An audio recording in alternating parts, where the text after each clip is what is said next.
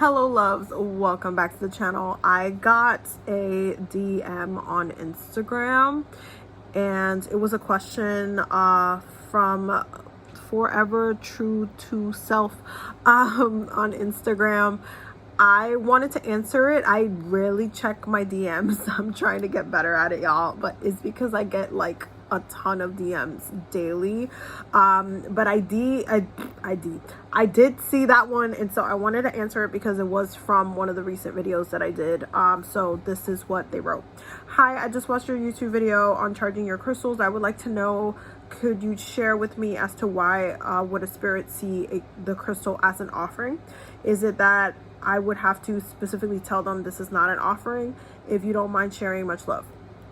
Thank you so much for your question, my love. This 1000% comes down to consent, and this is something that I have spoken about a lot before, spiritual consent.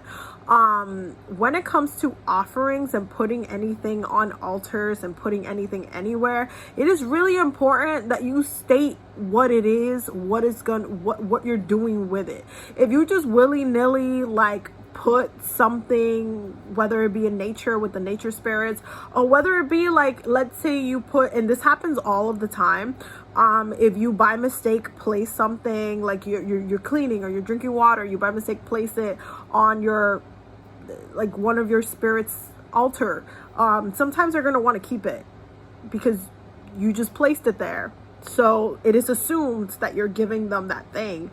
You didn't state what you were doing. You didn't state what you wanted them to do with it. You just placed it there. So, you know, it's kind of seen as a gift. I want you to think about it as if, you know, someone was coming to your house and they brought some food. They had a bag and it was full of food.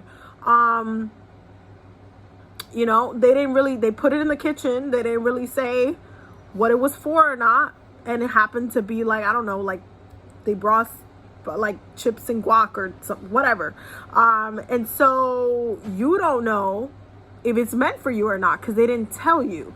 They didn't consent. They didn't give you that consent. They didn't say, oh yeah, I brought this for us. They didn't say, oh yeah, no, this is for me for later, or I just went food shopping. They didn't say anything. They just put it there, brought it to the kitchen, and so implying I brought this, right? And so that's the way that I want you guys to think about it when it comes to offerings and when it comes to charging tools in nature.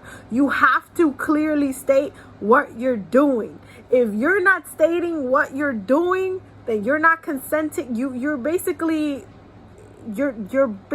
putting yourself in a position where you can get either used or manipulated, because you're not clearly stating what you're trying to do. Now, when it came to that specific video was to charge the crystal. So you are in communication with the tree and you are telling that tree, hey, this is what I'm trying to do. Had you left the crystal in that, on like at the base of the tree and came back for it later, if it wasn't there when you came back,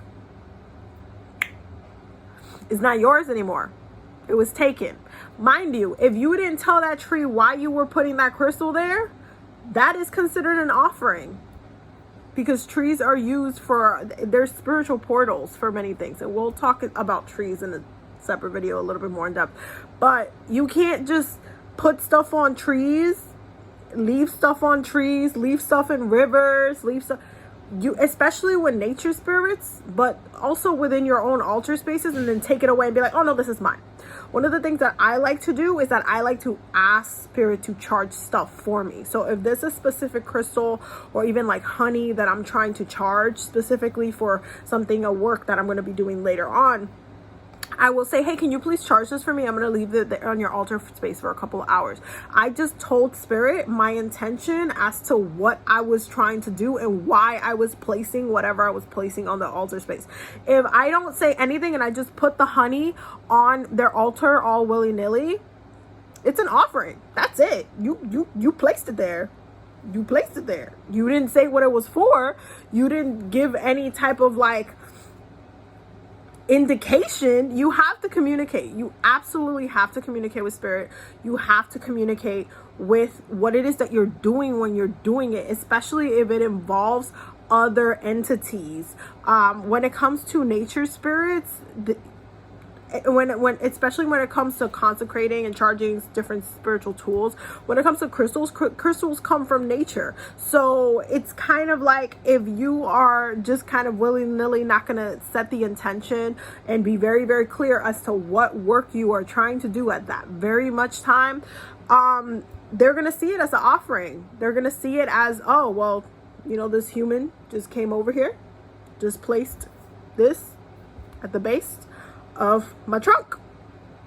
This is my house, so I guess they left this here. I guess it's mine.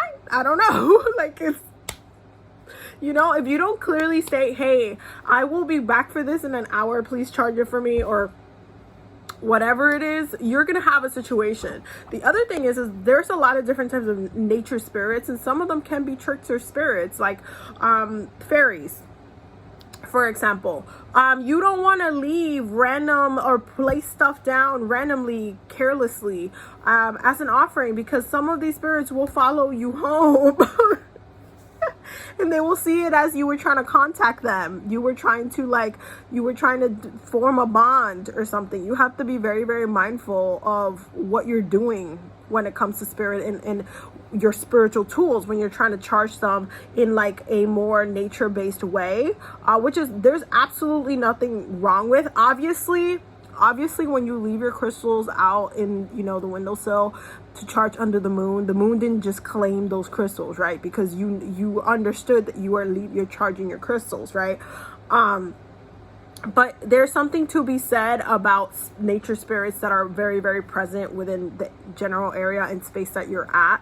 You have to be very mindful of, you know, your intention, your consent, what you're giving consent to. I talk about spiritual consent all the time because it's something that you need to keep in mind every single time you're about to do any type of spell work, anytime you're trying to practice your craft in any capacity. That includes prep work, preparing your spell work, consecrating your sacred tools, making sure they're okay, making sure they're in a good place, making sure they're charged and ready to use for a separate time. You have to keep in mind that, you know, it's you have to give consent. You have to activate that for that to charge. You have to say, hey, this is what I'm trying to do. This is why I'm placing this honey here. This is why I want you to charge this for me. I want you to bless this for me. I want, whatever it is, you need to clearly state your intention, because if you do not state your intention and you just willy-nilly walk up to a tree and just do whatever you want, that nature spirit could get offended, and you could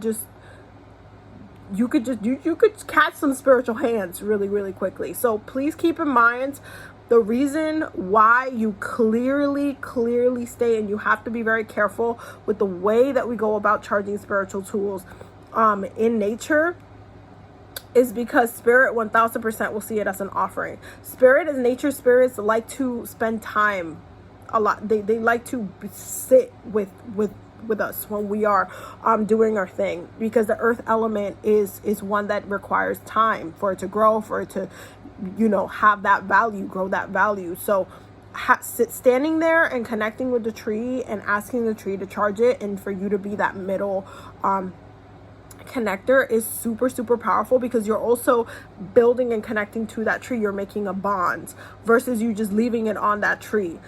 I personally, if I had my own home where I have my trees in the backyard, and I have, you know, specific nature spirits for those trees that I work with regularly, and then I go ahead and leave a crystal there, then sure, that's a little bit different, because then I have a relationship with those nature spirits, right?